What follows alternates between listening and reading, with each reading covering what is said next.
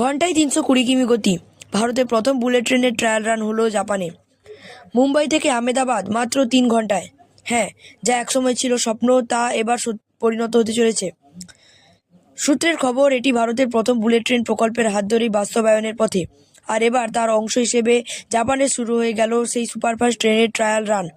বেশ কয়েকটি সূত্র দাবি করছে, বিশ্বের অন্যতম সুপারফাস্ট ট্রেন শিনকানসেন এখন ভারতের জন্য তৈরি হচ্ছে, আর পরীক্ষামূলকভাবে জাপানের সেন্দাই শহরে সেগুলোকে চালানো হচ্ছে।